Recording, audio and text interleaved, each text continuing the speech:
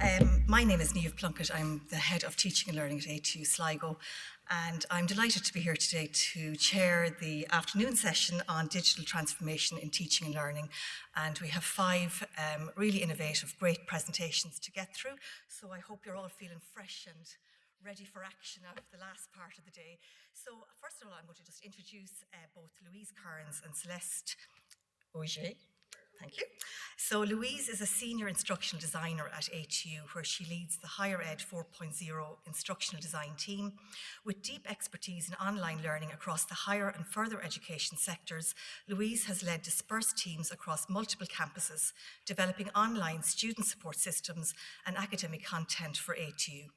Currently, Louise is pursuing a PhD, exploring MOOC development across Irish and UK universities, reflecting her ongoing commitment to innovation in higher education. I'm also welcoming Celeste, who works also with A2 Higher Education 4.0's content development team as an assistant instructional designer, building online courses. She has postgraduate qualifications in information design and creative writing, and her experience spans the higher, further, and community education sectors in Galway as both an educator and administrator. So the presentation today is about the Higher Education 4.0 project from A2U, funded by the HCI, which aims to develop agile and innovative pathways in higher education. The focus is on how the instructional design team supports Higher Education 4.0 projects by providing content development assistance and creating resources to aid lecturers in developing their courses. So the time for each presentation is 20 minutes, which is roughly 15 minutes presentation and 5 minutes then for some questions.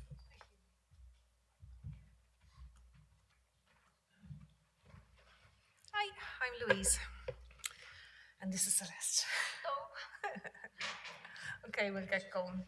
So, as Niamh said, we have built a toolkit for online course development. Our focus as a team, we've about 8.5 people on our team, and the half is an intern that was with us half time. And we have been in the background assisting people to develop their content, and I can see one or two in the audience here that we have actually helped. And if you look earlier on at the Kate and the projects that we were looking at, we'd normally be involved in projects like that in the background, trying to help a lecturer, so ease the workload a little bit to try and help them do things. Now, as a project being a project, it will finish, and officially it finishes this December. So we wanted to leave a legacy before we finished to try and spread the word of good practice, essentially, along the way, help people to help themselves. So this is the reason for our toolkit. And it's quite simple of a toolkit. You can see 8 different tiles on screen. Each tile is a micro course. And micro course is a short course. So we're not going to take an awful long time to do this, but it's going to give you some bite-sized pieces of information. And then if you need to follow it up with the instructional design or learning technology support, you then can go to your local campus, or if you're on a project, you can go to your local person on that project. The other thing as well, if you complete the 8 different sections, you can get your digital badge.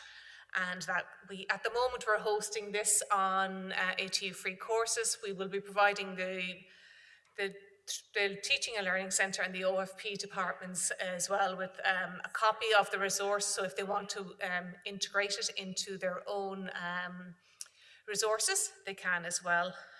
So that's kind of where we're going, and we'll be putting it on OER Commons as well. So the first one we have created is a lean production process. Okay, why would a lecturer want to know about that? We've built these resources based on problems we've encountered along the way, essentially. So we found an awful lot of lecturers have a tendency to go off and make their PowerPoint and record the videos and come back to us and say, build a course. Okay, it's the wrong way to go about it, basically, essentially. Causes an awful lot of stress, wastes an awful lot of time. So if you come to us first, involve us from the very start, and we have those conversations of what your course will look like. It'll be multimodal if you deal with an instructional design team. We won't hyper-focus on video only, which can be a tendency to what we do without instructional design support.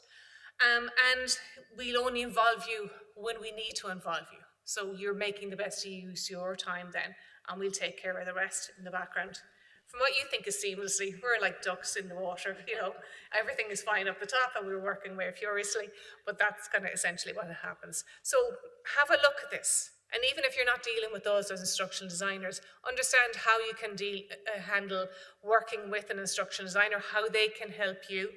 Each stage has a sub-stage and a sub-stage within it, so there's more explanation as you go. So, Sorry, in that, that is actually really good to show what an instructional designer can help you with as well. I think a lot of lecturers don't necessarily know or understand fully in terms of course production what an instructional designer can add to their teaching practice. Yeah. So that's actually, that toolkit is fantastic to show that exact process that they might, the different stages that they might use an instructional designer. yeah, absolutely.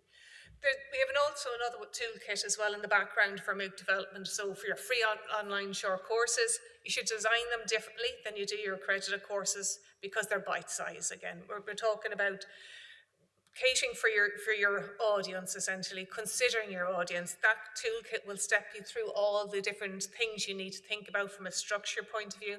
And then there's two questionnaires essentially in the background, that whether you're an external partner building a MOOC with an instructional design team or whether you're internal to ATU, there's different kind of questions essentially because you're either within the system or you're not.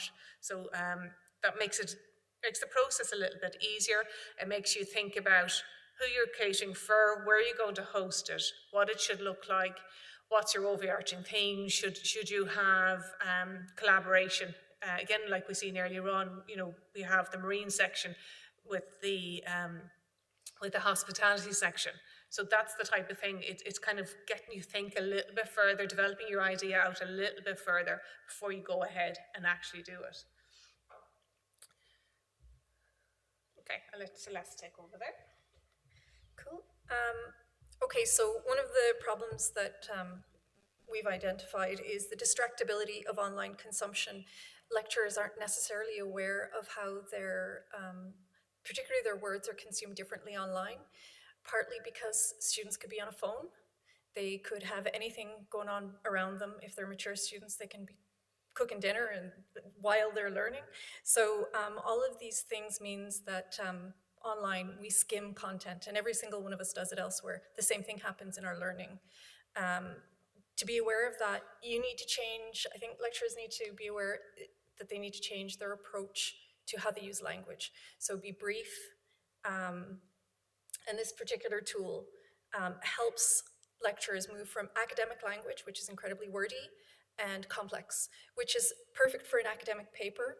And in person, I think we will naturally move towards more conversational, but online, when it's written, academics can very easily move to the academic tone and use of language. So, plain language. This helps academics move to plain language for their online content. It shows strategies for writing text so that it's to the point. And it has tips to guide you from the first draft to your final revisions. These next two resources then, we developed them to help ATU staff achieve consistency across asynchronous online courses. Now these are particularly for asynchronous courses where the content will be repeated. It really helps to have things consistent. I think that concept of the room where you have to think about, in this building, the place is painted, it's decorated, it has a particular feel. And when we work on it, I suppose the VLE and whatever other content hosts we're using, the room is that online space. So we need to keep it comfortable and easy to use. One of the things we can do, this tool will help anyone who develops online course content to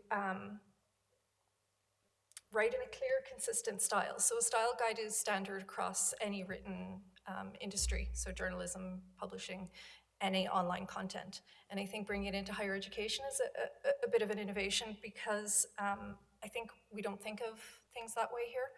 But if you write consistently, the student will be able to focus. Well, first of all, you'll be able to focus on writing your content instead of wasting time wondering whether to use capital letters for instructional designer or small letters for instructional designer, or when to use School of Business or the School of Business. You know, these are the kind of things that you can make consistent by referring to a style guide. And it makes it easier for students to follow. It's just predictable. We all like things to be predictable and What's consistent. really important is style, when it's consistent, it almost disappears into the background. Yes. Do you know, it's not the major thing they're focusing on. If Yes. things are different, you're focusing on it a lot. Exactly. But really, they want to focus on what you're teaching them. So Exactly. that's what it's about. Exactly. And the thing to bear in mind as well, that the written content can be across slides. It's not just the text, blocks of text. It can appear in images. It can appear lots of different places. Next up then, we have the course formatting guide. And the course formatting guide was built by Louise originally. And we originally were using it in the team as our own guide to be consistent across all the courses we were developing, so that everything had the same feel and the same look, again, making it easy to use. It's the foundation of the previous style guide, and it's really there to help make the course consistent. So the thing that this tool can do is first of all, it contains links to very useful templates, which you can use to standardize your courseware. They're also in the RLOs, which Louise will talk about. And all of these things in the course formatting guide, all the recommendations from formatting text to slide formatting to how to format images and tables, they just help you to avoid distractions for students, like crazy fonts, too many colors in your fonts particularly, inconsistent formatting, complicated layouts that take away from your content, making it harder to learn. So I would say one of the good examples is to use a sans serif font and maximum of 3 colors. It just makes it easier to view, and it helps with there's something called the aesthetic usability effect, which, you know, it's our tendency to perceive attractive things as more usable. If it does help, I say use it, you know. On to you then, Louise. And the other thing to think about too is color contrast. That's the only other thing I was thinking there, Celeste. Yeah.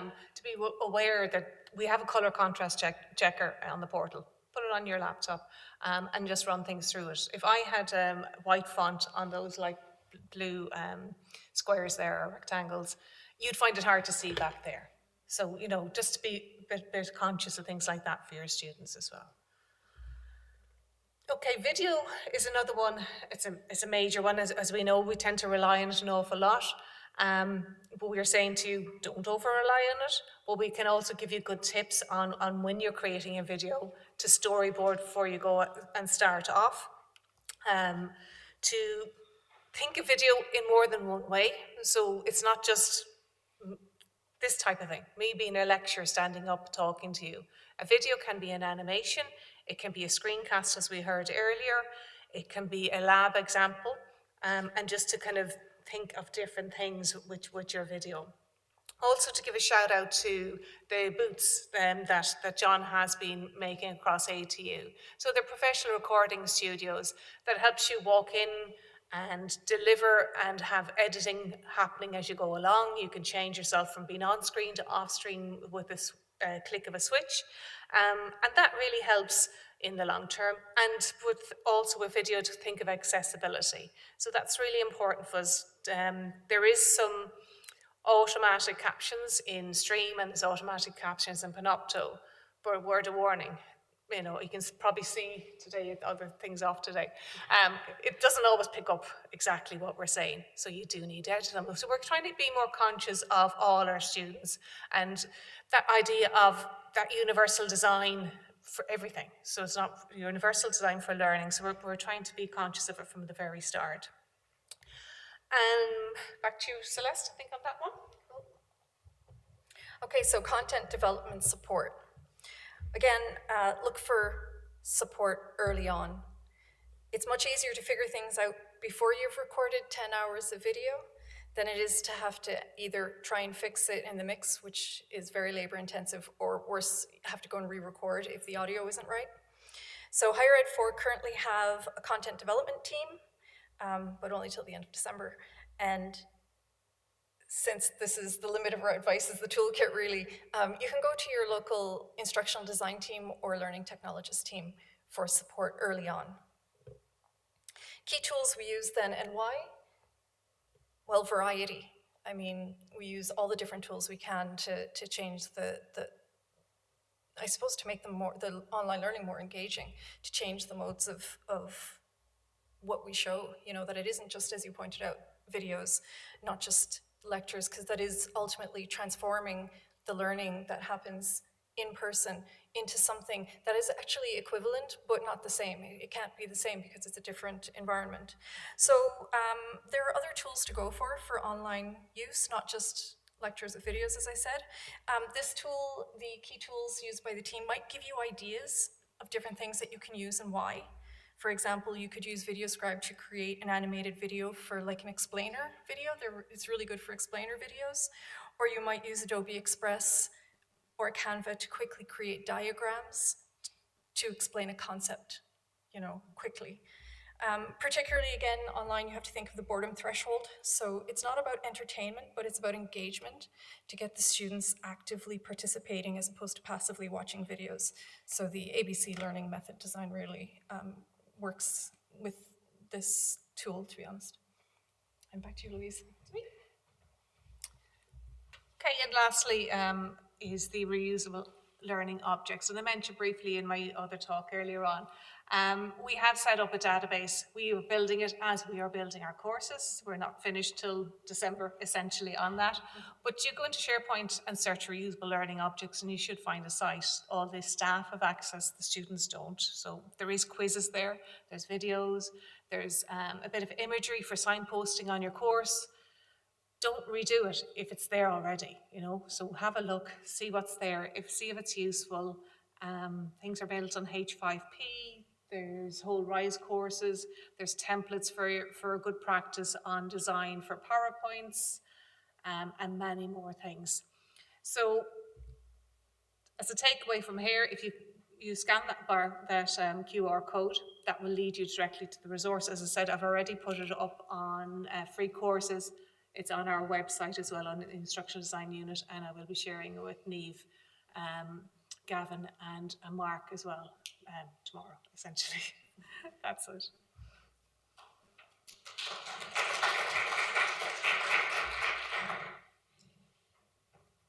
Thank you so much, Louise and Celeste. Kevin is on duty. If anybody has any questions.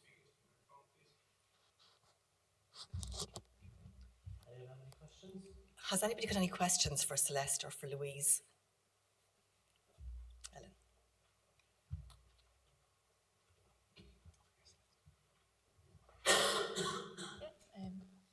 It looks like a really innovative tool, really needed and really useful. And I'm just wondering if many lecturers engaged with it yet. We haven't published it yet. Okay.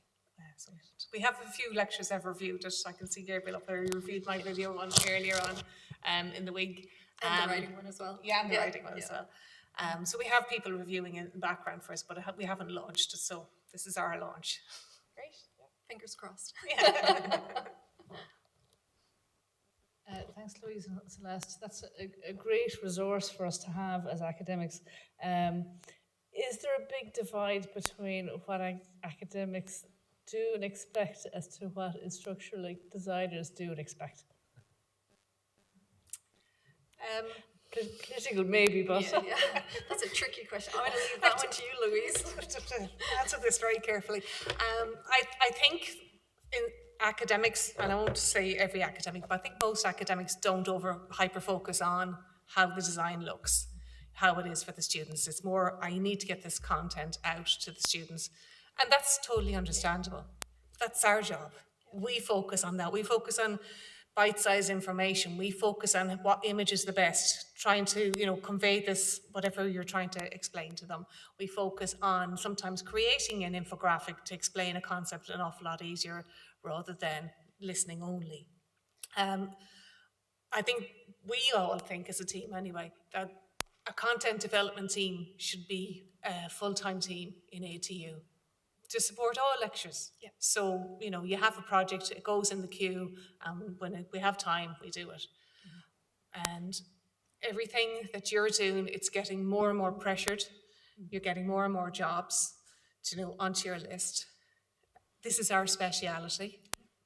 We like doing this. Yeah. We actually really enjoy it. The things that probably you won't necessarily enjoy, we really enjoy doing it.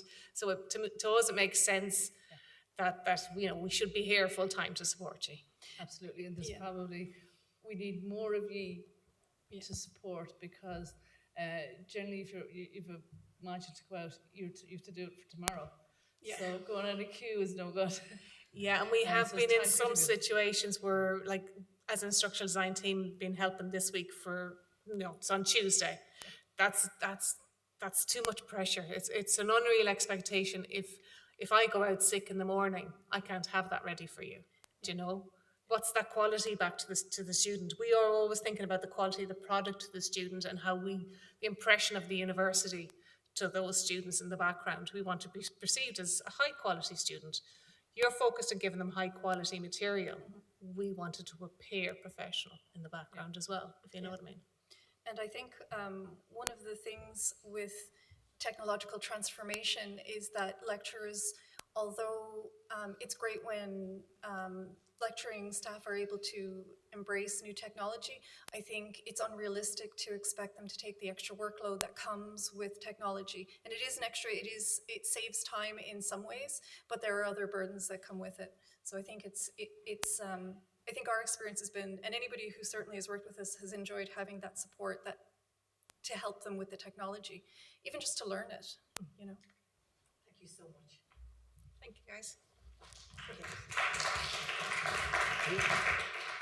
Thanks again, Louise and Celeste. Brilliant. The joys of technology. Well, we won't have any problems now with Ellen, which is here beside me. So hopefully we'll hear every word, Ellen. So just to introduce Dr. Ellen McCabe, who has a background in instructional design and educational research with a specific interest in UDL and inclusive pedagogies. Ellen's role as an instruction designer, she has supported staff across the ATU to utilise digital tools and resources in the creation of accessible and engaging learning environments. Ellen has contributed to numerous projects aimed at innovative pedagogical practice and currently works as ATU's Teaching and Learning Coordinator for the NTutor project. This presentation today, Ellen is going to focus on the NTutor project, a collaborative initiative across the Irish technological higher education sector aimed at transforming learning, teaching and assessment through 6 key themes: sustainability, digital transformation, employability, equity, diversity and inclusion, universal design for learning and academic integrity. So I'm going to pass over to Ellen and 15 minutes and some questions. Okay. So thanks for the introduction, Niamh. So the work I'm going to be presenting today, I'm also presenting on behalf of Dr. Sean Daffy, who's an educational technologist here in teaching and learning, and Noreen Henry, who's an academic developer with NTutor, who contributed equally to all this work. So as Niamh kind of said there, this is part of the NTutor project, which I'm sure you've heard a lot about today. And the NTutor project is a collaborative project across all of the TUs, and kind of looking at really seeking to transform learning using these 6 themes, and looking at kind of innovation that happened during the pandemic and how all that kind of good work can be captured and utilised and sustained and put toward contributing to this new thing that is the technological university sector in Ireland. So the themes are sustainability, digital transformation, employability, EDI, UDL, and academic integrity. So the framework I'm going to be talking about is designed around these themes, but really they're kind of very interlinked concepts, and they help with clarity. But I suppose what we're really trying to think about in introducing these themes is how we can encourage students to become like the best version of themselves, and to kind of be a positive contributor to their community and to their environment. And I think like one of the really big questions with a limited term project like this is how can we sustain the ethos and the progress made once the project itself is kind of completed? And I think that one of the big ways that that can happen is by embedding it into the daily working lives of staff and students. And what that really means is into their programs and into their modules. And one way that we're looking at doing that is through this curriculum framework. So kind of have to bear in mind, I suppose, that this is a 2-year project, and we're kind of like our colleagues who've been teaching for like 10, 15, 20 years, they're kind of thinking, well, I'm not going to change like what works for me, and I know works for me because this is what you've decided is the latest thing, or like what Louise kind of mentioned in her project or in her presentation earlier, talking about MOOCs, and now you want me to look at UDL, and like so you kind of have to look at maybe how can you make it as accessible for all staff to engage at the level they want to, but also like where maybe things aren't working for staff. How can we assist with that and improve outcomes for staff and encourage this kind of innovation? So the concept of the framework itself is just like a really clear resource to support staff in embedding those themes. And it's designed along this kind of why, how, what model. So the why, kind of like, why do we want to do this? Like, why is this a benefit to us and our students? How can we achieve it? And what do we actually need to do to get there? So the why are kind of like our themes, and then I suppose the what is like the actual course itself. And I think a lot of the time we establish really well for staff what the why is, but maybe we don't necessarily translate that into ultimately what we need to do to get there and what it's going to look like in terms of interacting with your students and the curriculum design. So in designing the framework, we want to kind of prompt staff to consider the themes, curate what can be like a really overwhelming amount of resources into something that's a little bit more legible and easy for them to engage with when they need to engage with it and at the level that they want to. And to demonstrate the really good work that they're already doing, because a lot of staff are doing a huge amount in terms of sustainability, UDL, EDI, and the other themes, but they might not necessarily be thinking of it in that kind of literal way. And as I said, they're really just concepts for helping you kind of think about improving the student experience anyway. So the tool itself is based around a guiding principles document that was developed by the N-Shooter leads across the TU sector in collaboration with experts within their different institutes. So people who are working in the area of sustainability, with their careers office or with the Centre of Excellence at UDL, to kind of develop a working document that captures what we mean by these different themes and how they can help in terms of improving the educational experience. And then the toolkit is like, how can we kind of break that down and make it even more accessible so it's kind of staged and you can engage with it at the level you want in a kind of just an easy way. So it's got this kind of just defined structure for clarity. So you've got the different themes along the bottom. The full principles document can be accessed just here, and that structure is kind of carried throughout. So when you come in to look at the different themes, it looks at it from 3 different perspectives. So you've got your rationale, which is like the theory behind the theme, and that's really the why, I suppose, like how this approach is intended to improve the student experience and why it's worthwhile. And then the implementation is kind of like the practical implementation, like different things that you can do to get this into your curriculum and examine it a bit more. And examples of intervention staff can make in their design and their teaching methods to integrate the theme into the learning environment. So you can see like that structure is kind of carried through for all the different themes, but it's quite surface level, I suppose, in terms of suggestion. When you look at the implementation here, there's sort of like tips really. And then if staff want to dig down further, they can go and have a look at the self-evaluations. There's one for every theme at the bottom here. And this is really quite influenced by the UCC Connected Curriculum Framework, or Connected Curriculum Mapping Tool. And this was kind of designed to help staff look at how well they're embedding the SDGs into their teaching, and kind of generating like a visual of, which kind of SDGs you're looking at in kind of very detailed manner, maybe others that you want to do more work on, or you might want to change anything, but it just kind of gives you that visual overview of where you are engaging with the SDGs. And it's mapped for them like that. And so to achieve that, we've developed questionnaires in relation to the different themes, again, like in collaboration with experts within our own universities and those key themes, to kind of hone like really meaningful questions that that will be kind of automated into a digital tool and generate a map similar to this to give that kind of overall visual in terms of where you're sitting with the themes. And as I said, like that might be completely appropriate in terms of what you want to achieve with your teaching, but it just gives you that quick kind of snapshot into where you're sitting with them. So the last section then is supports. So in terms of supports, we've again working collaboratively, like what are the really key things that if I just want to engage with this theme, where do I start and what are the most relevant supports that they're kind of embedded here and listed within the framework on the third section there.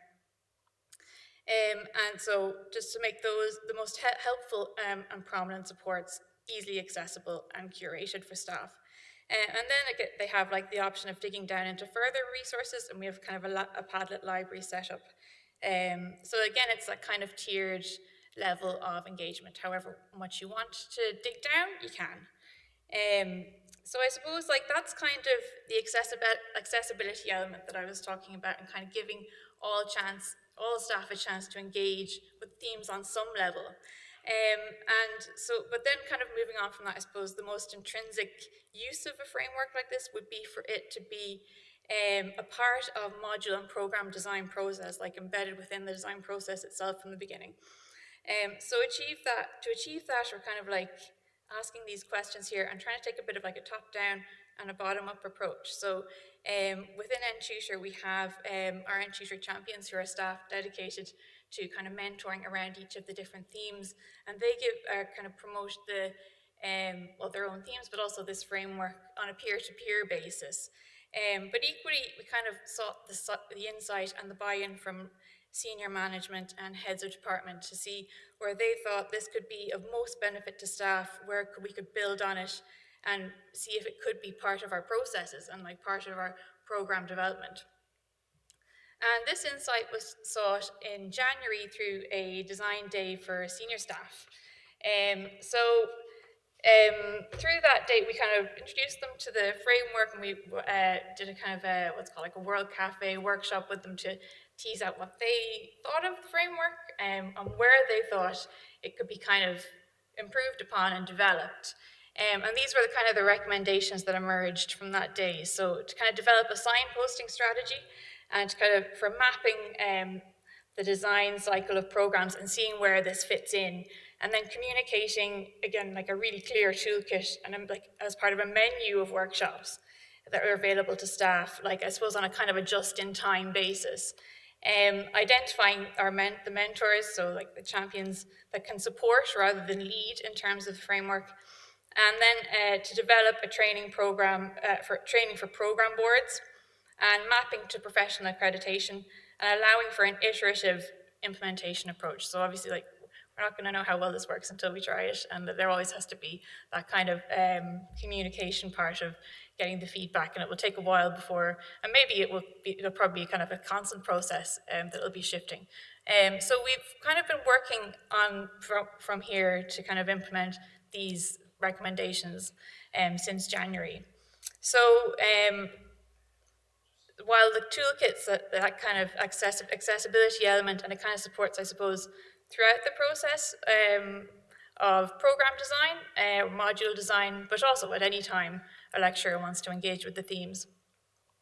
We've been looking at working with Carmel Brennan in the quality office to kind of map the process of program approval, and looking at where, and you can kind of roughly break it down into these 6 steps, but I suppose looking at where that aligns with the actual program design process, which is a little bit different, and then where we can support, because I think this is a process that a lot of staff find quite challenging to engage with, and so is that something that we can help improve and provide a bit of clarity around? So yeah, looking at where this process of validation kind of intersects with design, and how we can support that. So again, this is kind of trying to provide a little bit of clarity around the process, and this isn't a final diagram either, but we've been looking at where our kind of curriculum framework will come in this process, kind of like looking like creating a research needs analysis and curriculum and course design concepts, and then kind of bringing that down into your program specification. And two of the kind of key supports that we've been developing around this are the Lego Serious Play and curriculum mapping workshops. This we're kind of looking at a way to kind of give program teams a process to work collaboratively and develop that kind of holistic understanding of what their collective vision for their program is, rather than kind of one or two people kind of shouldering the process and others kind of focusing more on their own modules, that there is a real shared ownership of the program design. So looking at the Lego Serious Play workshop first, there's Lego Serious Play. I suppose everyone kind of has some knowledge of what Lego and like their own kind of experience of what Lego is. But in terms of Lego Serious Play, it's really just a tool for helping the participants to think metaphorically and articulate what their vision for their program and for their own module is. And it kind of just gives them something to focus on. And by building the models, they kind of share with the group, they can begin to share with the group which elements they feel are kind of key to the program as a whole. So the way we do it is they build a model representing their individual perception of what their contribution to the program outcome is. And then the group works by bringing these models together to build a shared kind of understanding of what the program will be.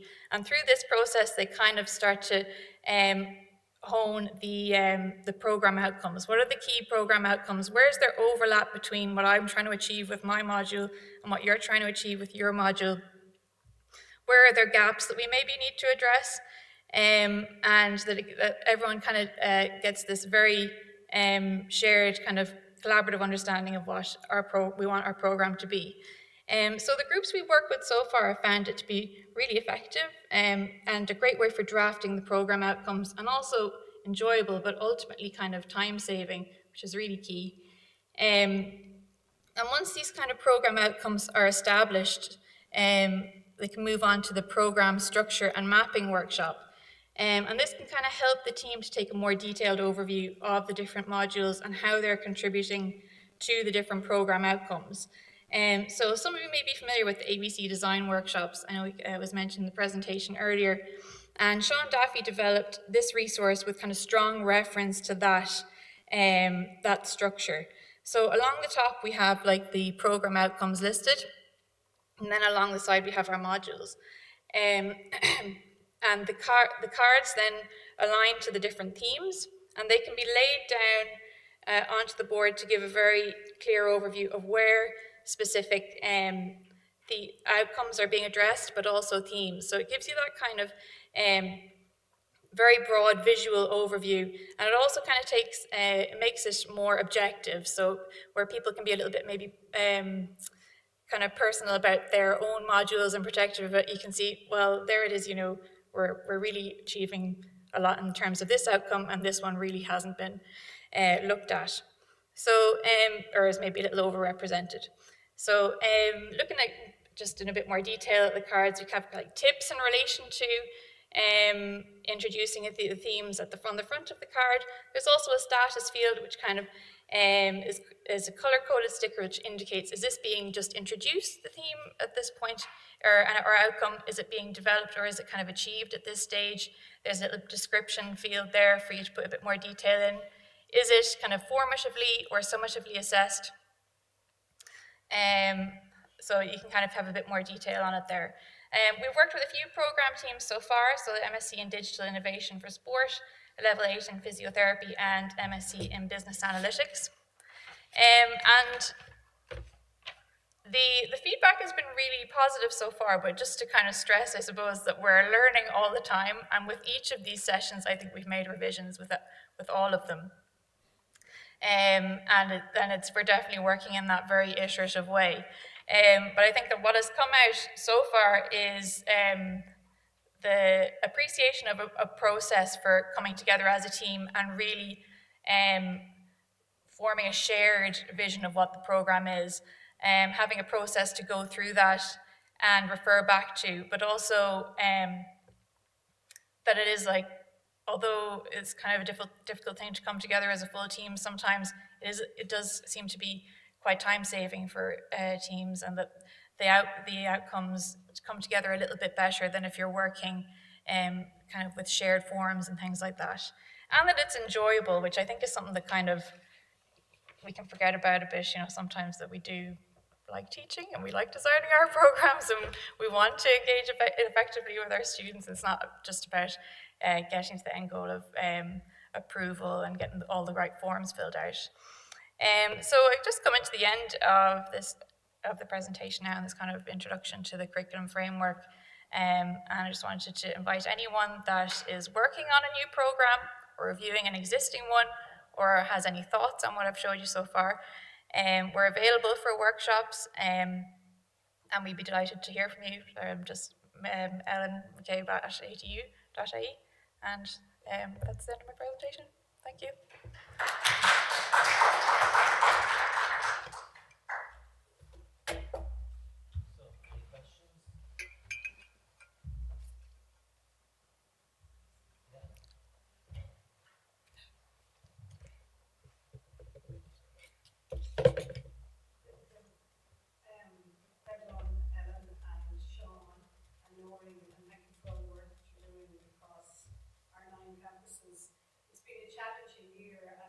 Been achieved, and there's so much creativity happening around the curriculum framework and the digital toolkit and all the games and activities, even the Lego play. It's been interesting as well.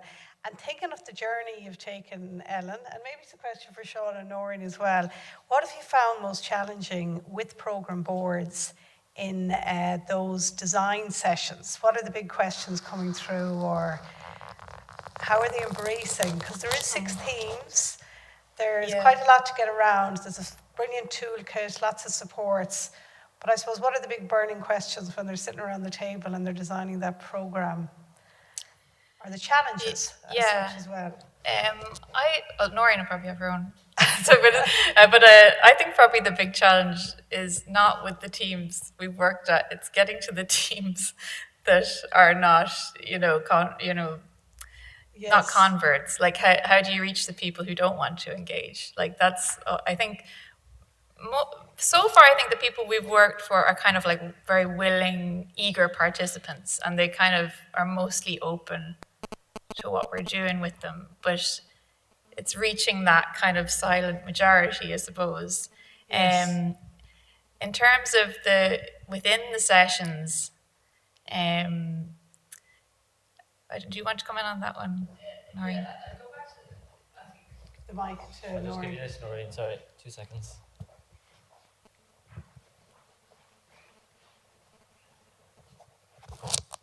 Thank you. Thanks, Ken.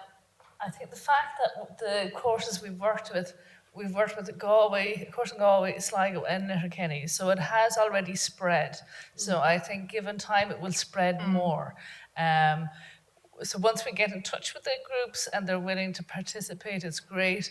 It's when we start the conversations about the 6 themes, they realize, oh yeah, we're doing a lot of that, we just haven't named it. And I think it's going to be a slow process, but I think as programs are developed, one of the 3 are already developed and ready up and running for 2 weeks' time. So I think as they go through the process and they go through the validation process and they see the value of having external people in, because often the biggest advantage is to have external people coming in and facilitating a workshop that is open and where the difficult conversations can be had because they're not having them with their head of department. The head of department is around the table as a peer. I think in time, people will see that advantage and word will spread. I think that's probably it. It's brilliant to see those 3 stories of those 3 programs that have gone through, and they've gone through the validation process. And maybe the next step is that we capitalise on those voices, and maybe that's just something to think about for the next round of. Yeah, definitely, because I think they obviously have their own story to tell about Yeah. their experience of it. And I think Noreen is probably right. Like, sometimes it's hard just to communicate these things and get the word out to people. But we have had quite a lot of interest and just kind of Yes. people coming to us about it. So I think there's sort of an appetite for it there already. I think going, like, Noreen again will probably be able to speak better to this than me, but going through program approval and program design, I think is something that a lot of lecturers find challenging and Yeah. mightn't be something they do, well, they don't do regularly, you know. So just kind of knowing, well, where do I begin, and you know, what's my role in this process, because it is a group thing, obviously, but people are used to working on modules. On their own. I think they're happy to have, you know, some guidance in that. Yeah. Lovely. I'm going to move it on. Sorry. Thank you so much. Thank you so Mark much, has Ellen. one more.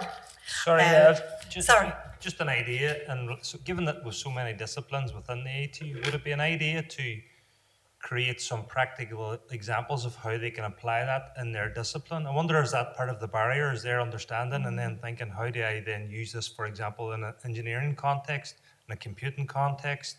So, like, would it be useful for you to create some examples to take to them and say, look, here's how this would be applied in your field? Yeah, I think that's probably where the champions come in. Like, so we have like people within the engineering department who are kind of saying, like, this is how we can use it in our discipline. And also something that we could look at a little bit more as well is the mapping to professional accreditation, because that's something that, again, people have to do. And if you're kind of showing them, look, if you are achieving this in terms of the themes, you're also doing, you know, the work you need to in terms of professional accreditation. In terms of developing a resource, that would probably be getting very bulky. I don't know. The way we've approached it so far is from the kind of peer mentoring, kind of, this is how you can adapt it, and keeping it kind of, I suppose, not so specific to discipline, but it's definitely something to think about. Thanks.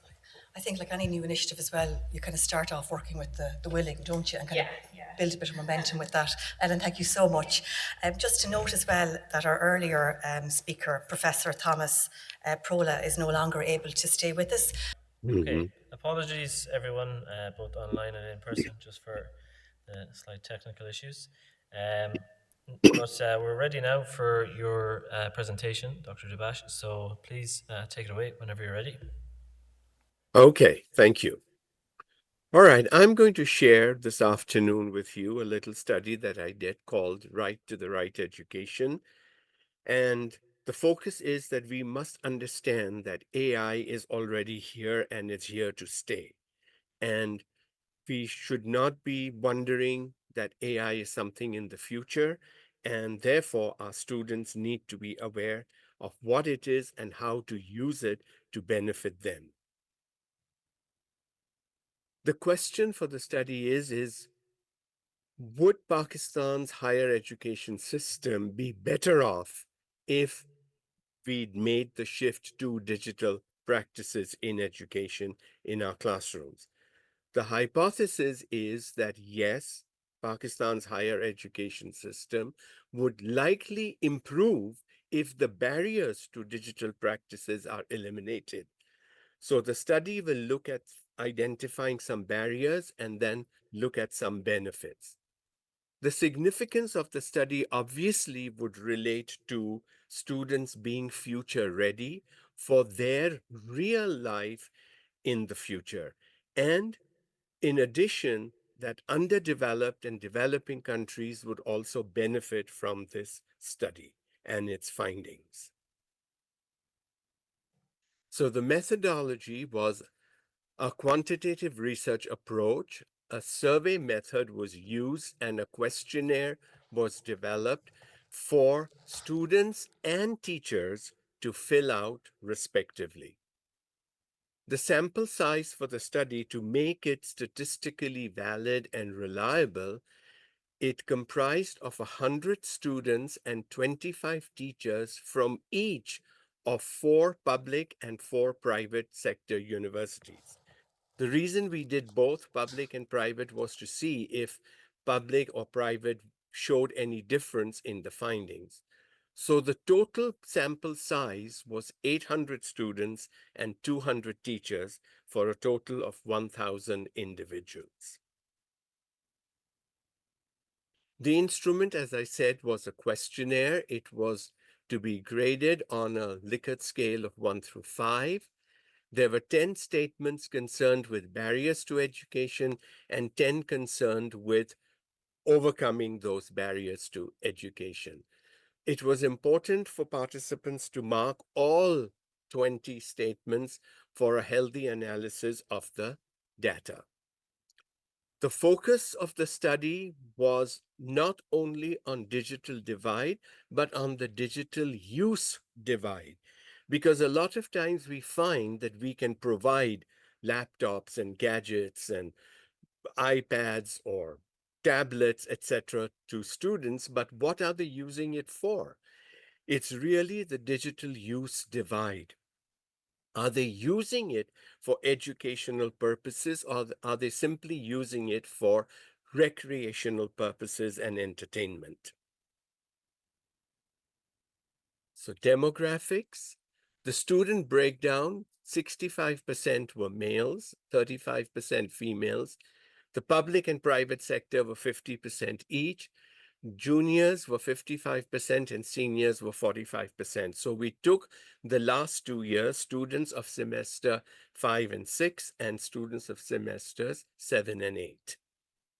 The teacher breakdown was 73% male, 27% female. Again, public and private sector were both 50%. Veteran teachers were 40%, mid-career were 25%, and fresh were 35%. We wanted to see if there was a difference in these categories as well. So the findings now, if you look, here is who is responsible. Now, if you look at the 4 statements, the first one deals with teachers, the second one with students, the third one deals with the institution itself, and the fourth one deals with Higher Education Commission and the policies they put together. So as you can see that among what the students thought and what teachers thought about teachers' apprehension, okay, so 22% of the students and 29% of teachers, about more or less the same. For students, it was 13 and 8%. For institutions, it was 34 and 46. And for higher education, it was 31 and 17. Now, that's where there is a stark difference, where most of the teachers thought the Higher Education Commission policies were really not placed correctly or were not guiding them into making use of digital technologies and digital practices in their classrooms. So overall, we wanted to see all the 4 different aspects and where really the barriers lay. So what we found was institutions' responsibility to provide training for ICT and digital transitioning to teachers and students. A lot of times, we think that the higher education has made policies and therefore everything would fall in place. But simply making policies and without providing any training, especially for veteran teachers who were really the most apprehensive here, the fresh teachers were more open to using digital practices in their classrooms. The mid-career were like 50-50. Some were really wanting to do it and some were still very apprehensive. So if you look at the strongly agree and agree categories, we found that more than 70% of the students really felt that training would help. And it is the institution's responsibility to provide that kind of training. While if you see for the teachers, it was the disagree and strongly disagree categories where they felt that the institutions would provide training, but not much change would result from that. So beyond the present, improvement following implementation of ICT and digital training. As you see, for the students, it ranged from 0 to about 60, while for the teachers, it ranged from 0 to 120. Some of the teachers felt that if ICT and digital training would be provided and enough time was given to to the teachers to practice the training and become good at using these in the classrooms. And some of the teachers also said that it would be nice to have some mentors who would help, especially the veteran teachers, practice these and become good at it. And many teachers also felt that the students were far better at adapting and utilizing these digital practices, and therefore could even solicit student help in this regard. And there's nothing wrong with that. So, providing the necessary training and the time to practice, improve, adapt, change would certainly benefit in the long run. So, the correlation between quality of digital transitioning and potential barriers. So again, providing training is not enough. Is it quality training that has been provided? Is the training actually making difference in the classrooms of the teachers and the students?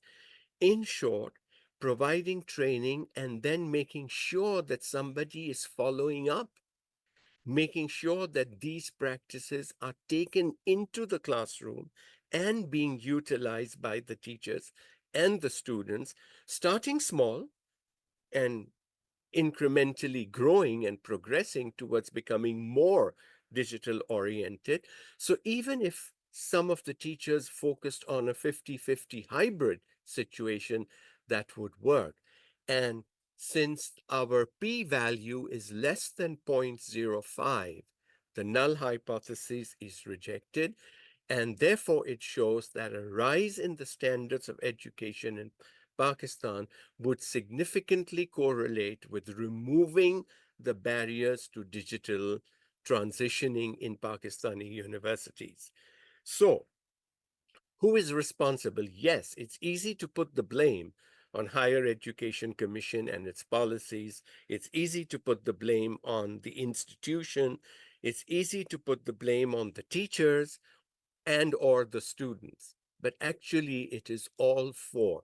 Unless all four of these work together, no strong change will follow through.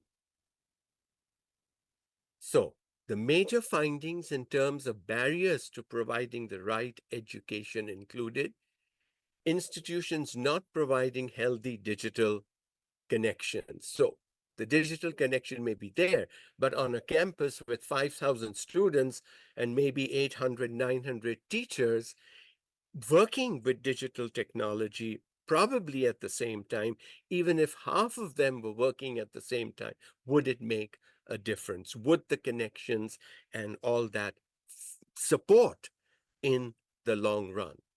Classrooms were ill-equipped for digital transformation activities. You know, if you're going digital, you need some hardware. Are the classrooms provided with those kinds of facilities? Teachers, especially veteran ones, were hesitant in adopting digitally friendly instruction modes. These are the ones that wanted student support or wanted some mentors who would assist them, at least initially, and then they would be able to practice better on their own. Students were reluctant to try new approaches to learning as more and more apps become available. Digital apps and digital technology evolves on a daily basis.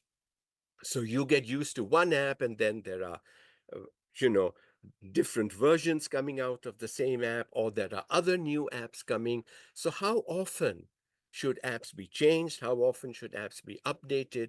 And those kinds of things were an issue.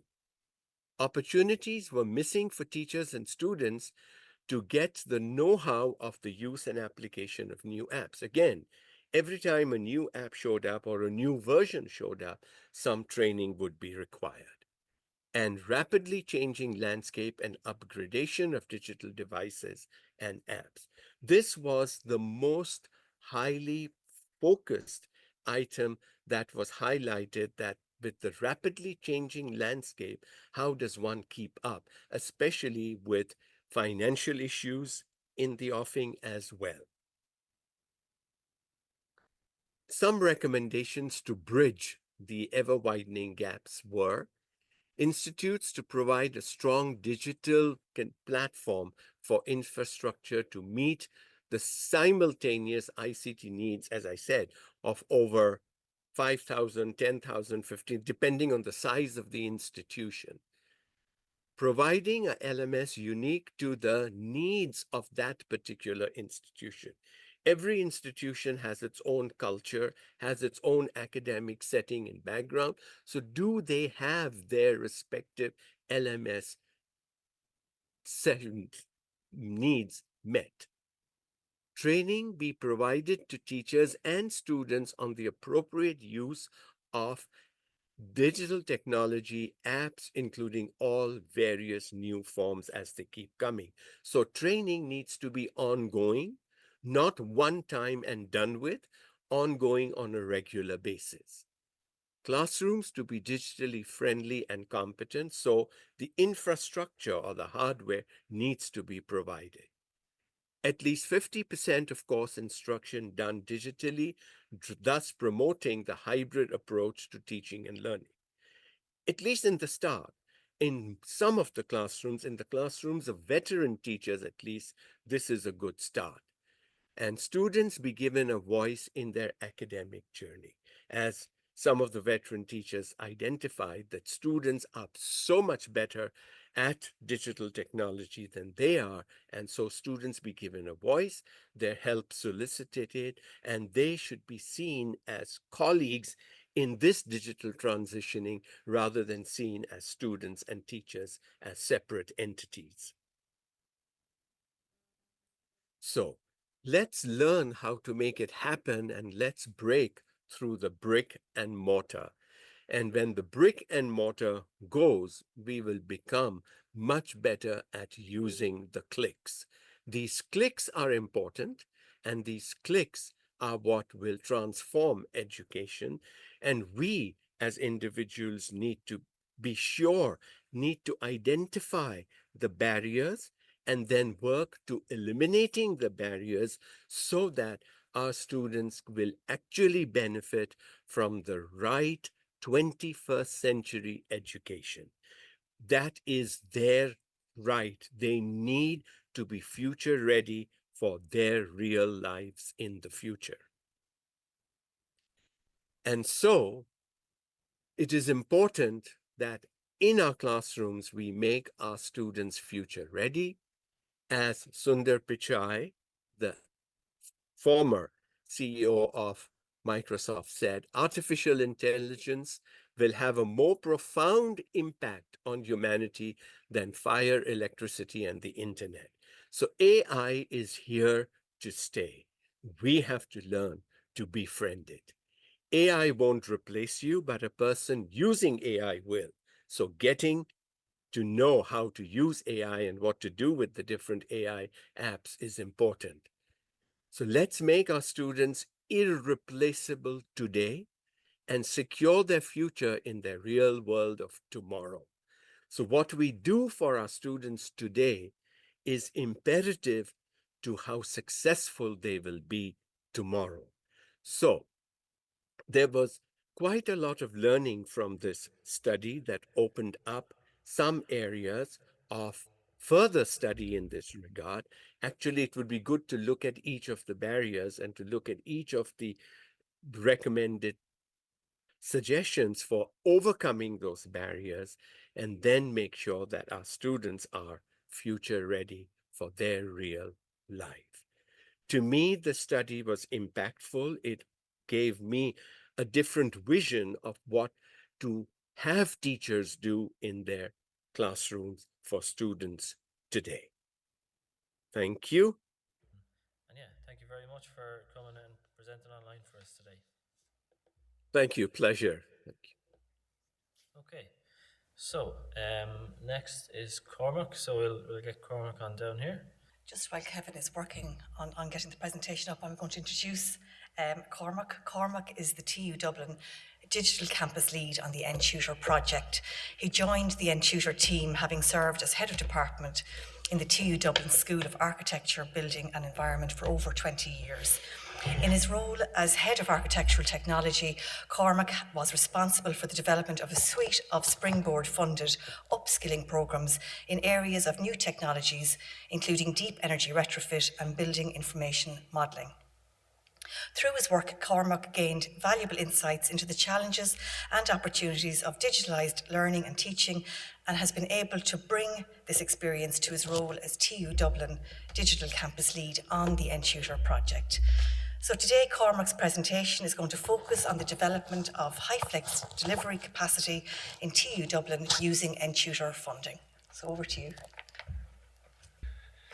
Thank you very much, Niamh, for that introduction. So yes, Cormac Allen and one of our colleagues this morning talked a little about an imposter syndrome, and being from an architectural background, in my new role as Digital Campus Lead, I feel a little bit of that. My role has been predominantly about making links between people within TU Dublin in order to advance a number of aspects of the NTutor project, particularly in the area of Stream 3, the digital campus.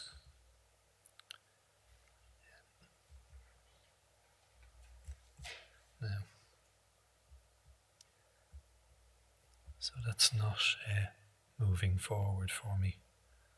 Oh, here we are. That worked. Okay, good. Yeah. So TU Dublin was established in 2019, just before COVID, and is an amalgamation of what was DIT, IT Blanchardstown and IT Tallaght to form a new entity. And throughout the pandemic, we underwent an online reconstruction program, you could say, that has created a new environment, if you like, comprising 5 faculties with 25 schools. And as part of that, we've developed a whole range of new policies, all focused on bringing these entities into a single operational unit.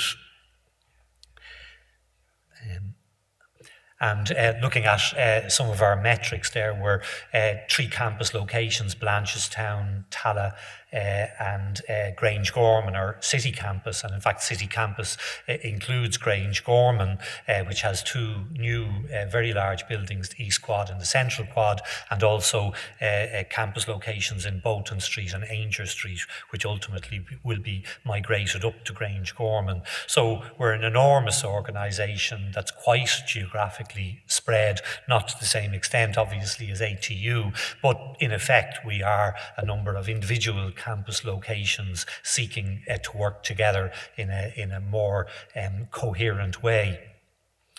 So we have 28,500 students, so an absolutely huge population. And in terms of HyFlex and the work that we're looking at there, we're mainly concerned with the 6,500 part-time students, because it seems to me, and from what colleagues are providing by way of feedback, the focus on CAO programs, which forms the majority of our programs, is largely on campus. So there's a sense that the learning and teaching needs of those students are best met with largely on-campus activities, supplemented with digital activities. And the opportunity for HyFlex and other digital innovation arises more among part-time students, particularly postgraduate students, where you have a degree of maturity and self-motivation, and indeed industry-based part-time students who have a need to engage in education remotely.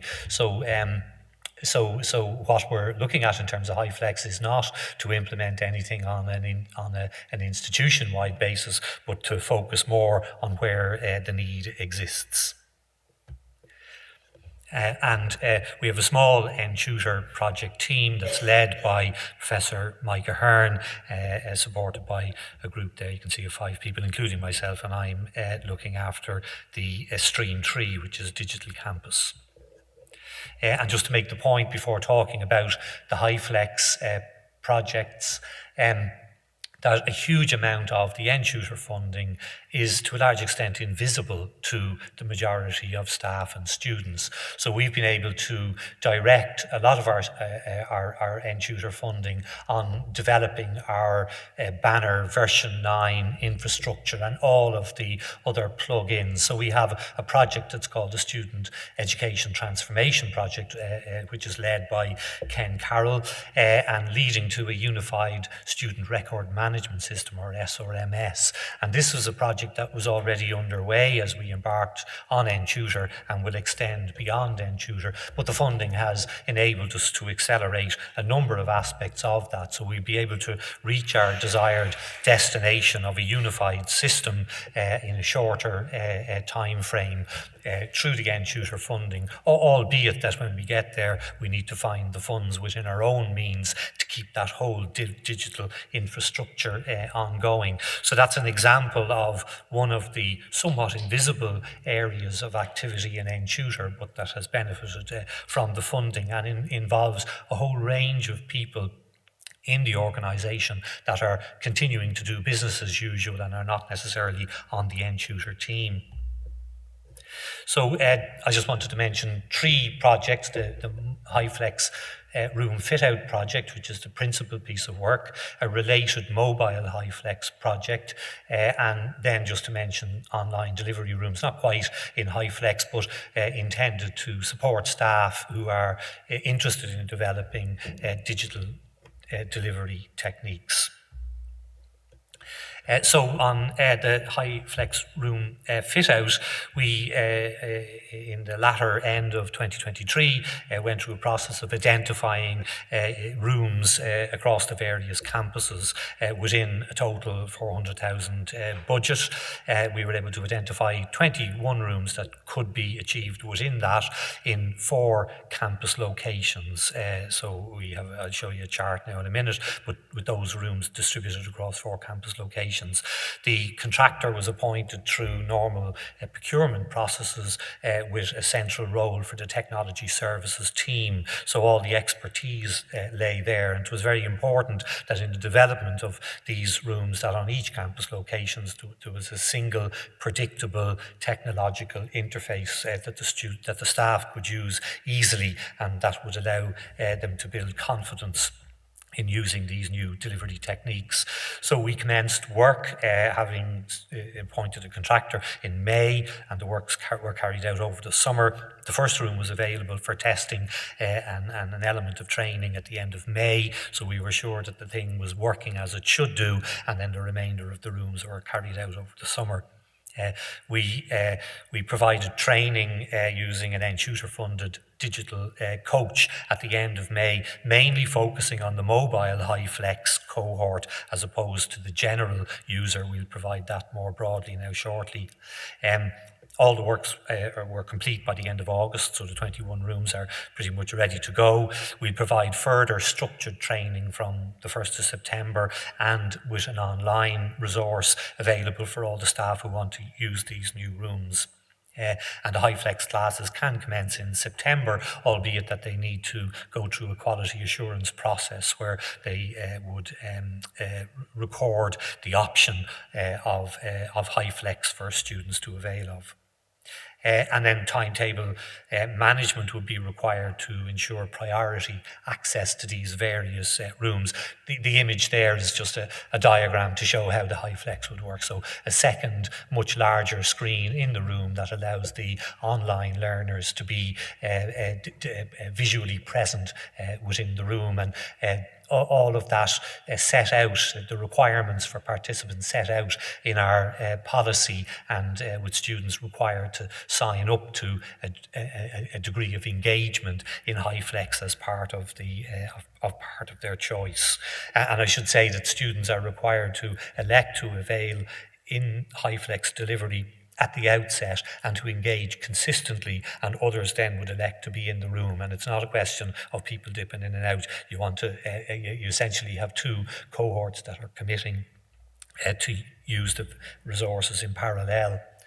And then on those rooms, so we have rooms in Bolton Street, Angel Street, Tala and Blanchardstown, and we had intended including rooms in East Quad and Central Quad in the Grange Gorman complex, but we weren't able to continue with that because of post-construction snagging, that the IT infrastructure was not as it should be. So we had to deploy the resources to the other campuses, and that said, the Grange Gorman facilities, while not fitted out for full HyFlex, have a very high quality digital provision. So an upgrade in those rooms can be achieved later and perhaps at a relatively limited cost.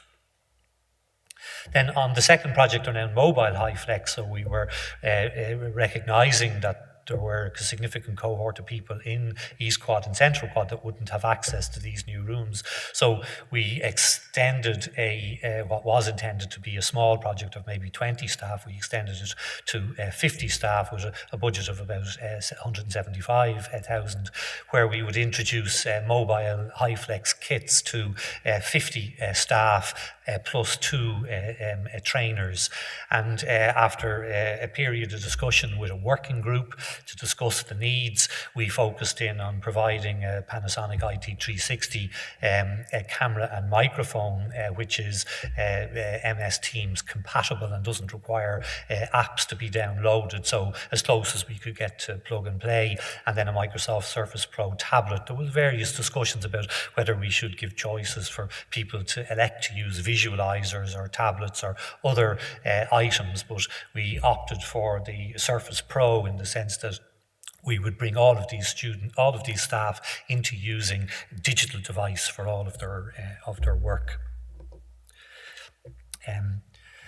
So we wanted 50 staff to volunteer to test the equipment, to use it, and then to report back in a structured way, and that these people would be selected on a cross-faculty and cross-campus basis. So we issued a Microsoft application form to all staff through Academic Affairs, and we set out selection criteria that was broadly around programs already using or planning to use HyFlex, people who were engaged actively in our HyFlex community of practice, which had been operating for a period of time, and also then East Quad and Central Quad staff who may have felt left out from the HyFlex room fit out element of the project.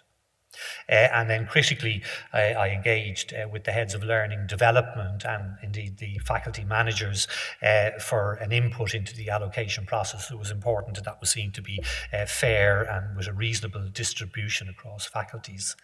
And then as a requirement in the project, participating staff were asked to join the HyFlex community of practice and be participants within that and to share their experience, and to engage in training in both the use of the mobile HyFlex kit and in the lecture room setup, so a little bit of carrot and stick. And then also to be available to produce case studies for the NTutor showcase event, which in fact is November rather than in December. So there's an ask back from the staff who are participating. And then, as I mentioned, there's a requirement for quality assurance approval for HyFlex delivery going forward. And we're not going to get to this in one go. We're simply setting the systems and processes in place so that people who are interested can engage with a view to scaling the thing up in the future to meet needs. And sorry, I just skipped a slide there. So in terms of the overall response, we had a total of 90 applications. I should say I went out to all the school administrators to remind them of the opportunity and that they were to communicate with staff, and that was necessary to raise awareness in the project. But we got a total of 90 applicants for a total of 50 kits. And you can see there the Faculty of Arts and Humanities had a very high success rate, 8 out of 10, and that really reflected the degree to which they were already engaged in the area of activity. And business were maybe a little more pragmatic. They saw the opportunity of a free bit of equipment. We had a very high level of uptake there, but we were allocating on the basis of capacity on the ground. So they have 9, and then the 3 star is that there's a group of people who each were issued with kit, where we were trying to develop capacity within a module team to use this equipment and deliver coherently. And then we had also then another category of other, where we had people from Disability Support, Growth Hub, Graduate Research, Academic Writing and Learning Centre, etc. So we have a very good spread of people across all of the faculties and all of the campuses. And just to give a sense for that on a school basis, so in the Faculty of Arts and Humanities then there were 4 schools and a total allocation of 8, and the X there is to indicate where there was a request for a group use of a single set of equipment. So generally the equipment is issued to an individual and it's theirs to keep into the future. We're not looking for it to be returned, and then some module groups had opted to use the single piece of equipment together, and in other instances, one other instance, we were issuing kit to each individuals within the group. So we have a very good mix of people who we can get feedback from. And then in business then, 3 schools applied. And in computing, digital and data, so we had a total of 6 allocated, and in the campus allocation there's sometimes an indication that there's a predominant level of activity, say in that instance in Tala and Blanchardstown, and only a small level of activity in the other campuses. But we're happy that we got a very good spread of usage across the campuses in the various faculties. And you can see there in the Faculty of Sciences and Health we have the greatest proportion of group usage, where there's a high number of programs and modules that are already delivering with HyFlex, where colleagues are already working collaboratively within that. Sorry, Neva, have I reached my end there? Okay, a couple of minutes, yeah. So, and then in terms of the training provision, we provide on-site training in the rooms and with the equipment, and out of that have developed a suite of digital training resources that are set up on the digital education website, and that answers all the questions, provide all the necessary links and a number of demonstration videos. And the resources in place at the moment are focused on mobile delivery, but we have another batch of resources in preparation for the using the room fit out. And just to mention very briefly then, we also had, we used NTutor funding to procure a number of pods acoustically isolated for the purposes of staff delivering online or recording online. We haven't opted for more sophisticated digital hubs that really the demand wasn't there. The demand was very much for this kind of facility. And also we spent some of the money on upgrading a number of meeting rooms to the MS Teams room standard, which is the general standard applying. So we were able to use some of the money to get more rooms available for staff who may wish to use a room rather than a booth. And just to mention in passing, then a whole range of other activities within the digital ecosystems area, e-proctoring, research ethics management, Numbers and maths learning tool that's plugged into the Brightspace virtual learning environment, a number of other applications there. And all of those are, if you like, sub projects that are ongoing and all contributing in their way to the digital transformation that's ongoing.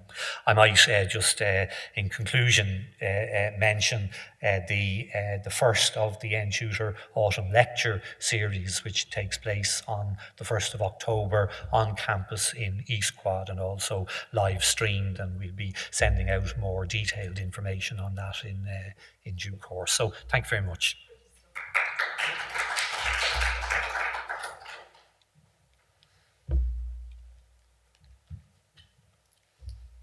Thank you so much for that, Cormac. Just has anybody any question for Cormac? Karina.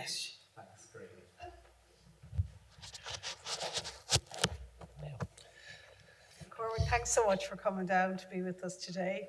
And it's great to see all the work that's happening in 2U Dublin. I must say, listening to what everybody is doing across the sector with the Digital Transformation Fund is, it's fantastic for us all to learn and certainly give us ideas of what we might focus in the future. What have you found most challenging with rolling out your initiatives? Like you have your HyFlex mobile, you have the various different rooms that you've upgraded. How are you finding staff embracing HyFlex? Because it's something, when we did a bit of research, as you know, in Stream 1, and we were looking at the HyFlex model for access delivery, and there was reluctance to engage, and particularly because of the cohort that we were aiming. It wasn't really suitable for access learners. But I'm just curious, because I know you're doing training, and how are you finding staff engaging with, with everything that's going on in the sector? And obviously we're all still recovering from COVID. So the term was used. I think Ellen was talking about the silent majority, and then I very much think about the famous Council of the Willing. And for the moment, we're dealing with the Council of the Willing, and working with colleagues who are already engaged in the space, early adopters, the community of practice. We had a working group to develop the digital policy, and all of those people were very willing to engage. So we've reached a point now where, we have, I think, some fruitful outcomes that will come from that. And then the main challenge will be engaging with that silent majority.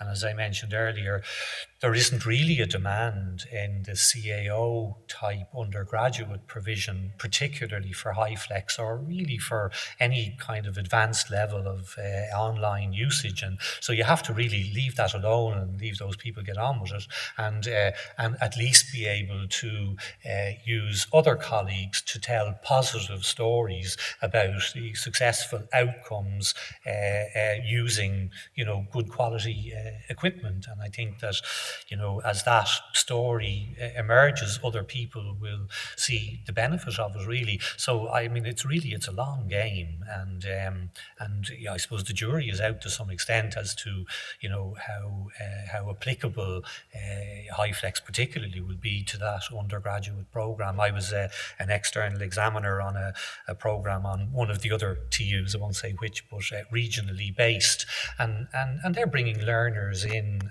at a relatively modest academic capacity, let's say, and there's a huge amount of scaffold provided for those people. And one of those things is a 5-day timetable and a 9 o'clock start, and that is valued by the local community as a way of getting these people into colleges, and that any digital activity is used just simply to support that model. And really, if they were to try and change that, I would say that they'd be hugely challenged, and I would respect that. So I think that the area of opportunity is in that part-time area, particularly in postgrad, where the students are actually demanding it, and to line up with the staff and develop the skills among that cohort of staff, and then move forward. So. Can I ask you, what will the maintenance be like for the HyFlex, digital environment? I'm talking about, we say, in 5 years' time, 6 years' time, to upgrade it. Are you hoping that will fall back core with your IT services? Yes.